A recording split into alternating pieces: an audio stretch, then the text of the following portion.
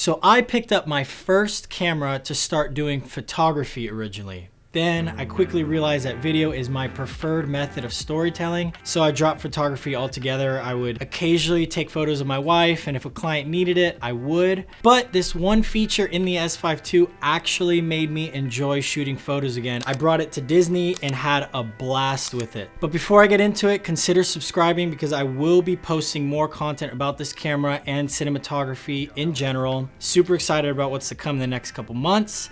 And yeah, let's get right into it. So the one feature about this camera that made me enjoy shooting photos again is the real-time LUT feature. I know that there are a lot of different videos out there explaining how to use it and all that, but I want to add a certain perspective that I haven't seen much of. Keep in mind, I haven't watched all the videos. This video isn't sponsored. I'm just super excited about using this camera for photography now. All the photos you're gonna be seeing throughout this video are shot with the S5ii paired with a Sigma 24-70 and a Cinebloom 10% diffusion filter. The LUTs applied are the Phantom LUTs and they are incredible. I will be making a whole YouTube video on them, but if you are interested in recreating the look for any of the photos that I took or using them for your video, the links are in the description. I didn't do any adjustments to the photos. I literally just snapped the pictures, had the LUT applied already in camera, put it on my phone and uploaded it to my computer where you're seeing it now. Real-time LUT is where you can bake in a LUT into whatever you're shooting, whether it be videos or photo. There are actually cameras out there that have this, but for some reason, I haven't seen cameras that have this for the photography side. The reason why this is so exciting for me is because I hate editing. This doesn't just save me time in the post-production process. It lets me see my exposure with the LUT actually applied instead of going into Lightroom, importing some photos, and then applying the LUT and realizing I have to do all these different adjustments. Keep in mind, there are some times where I will still do adjustments, but for the most part, I can see exactly what I'm gonna get when I'm taking the photo. You might be saying, Anthony, why don't you just take all the photos you took and apply the same LUT to everything? And that is an option, but the reason why this is special to me is because I don't like editing. But what would happen is I would take my photos, import them into Lightroom, I would put the look or filter, whatever that I wanted on my photo, and then it would look either extremely overexposed, extremely underexposed, and I would have to tweak it and manage the actual file to make it look good, which is fine. When you have to edit 100 to 300 photos, which is basically nothing in the photography side, just for something you wanted to do for fun, you wanted to shoot for your wife or your kids, or you're at a family outing, that gets kind of annoying. And it's time consuming for something that you're not getting paid for. Keep in mind, I am not talking about using this in a professional setting. If I were doing a photo shoot, I'd rather shoot my photos in RAW and then edit them. But this is mainly for quick deliveries when you're doing stuff for fun. Now, the second reason why it's so amazing is something I'm not too familiar with, so if I am incorrect, please let me know in the comment section. The fact that I can shoot my photos in a log profile instead of a standard profile, to me, makes a world of a difference. I don't know if it's extra dynamic range. To be honest, I don't really care. But what that means for me is that I can grade my photos the way I would grade my vlog images. This is super important for a videographer because I remember when I used to wish that I can edit my videos the way I do my photos, but now that I am a videographer and filmmaker first, it's actually the complete opposite. Now I wish I could color grade my photos the way I do my videos, and now that this real-time LUT feature exists, I actually can.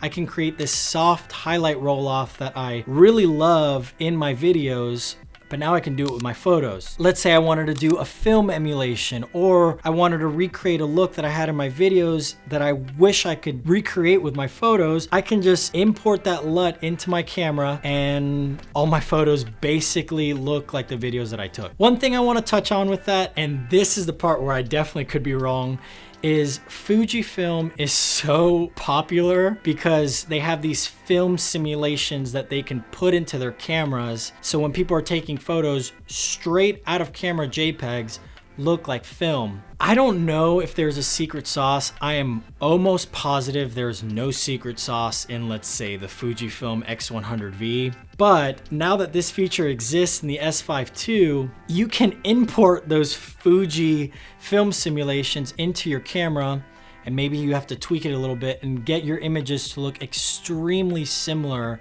to the company that's been stiff arming that market for the longest time. So you can get incredible images straight out of camera with little to no work. I hope that makes sense. If it doesn't, just ask me in the comment section. The last and final reason that I want to get into before I show you how to actually use this feature is the fact that this saves me so much time. And I'll explain, that's a little obvious, but I didn't like shooting photos for fun because I knew that I would have to edit them if I wanted to look remotely good at all. I never liked the standard picture profiles or the neutral profiles or whatever, definitely not sepia or the monochrome that's in cameras. I never really liked those looks, so I always felt the need to recreate the look in post.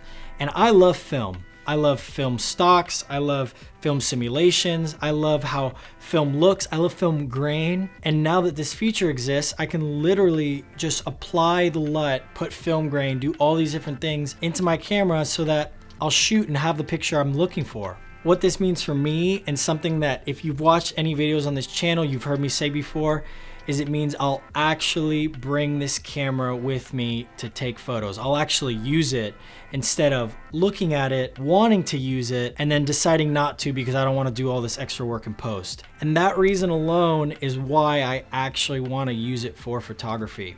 If you're someone like me and you would like to take pictures, but you don't really want to spend all that time in post just if you're doing it for fun, then that feature alone, I can almost guarantee you, will make you want to take photos again. This is something my wife is personally excited about because she'll actually get her photos right away instead of waiting a month for me to edit a little photo shoot that we did. So for this next part, we're gonna go over setup. Super simple, gonna keep it brief. You just take your SD card, put it inside of your computer, then upload the LUT that you want onto the root directory of that SD card. Once you have that in your camera, you just scroll through your menu settings and look for LUT library. Once you're in there, you just scroll down to any open section that you have and then just click on it, look for your LUT, apply it, and you're good. One tip I do want to share that will hopefully save you the hassle that I went through is make sure you're shooting your photos in JPEGs and not just in RAW. You can shoot both, but if you just shoot it in RAW, the LUT will not be applied and you'll have to do it in post.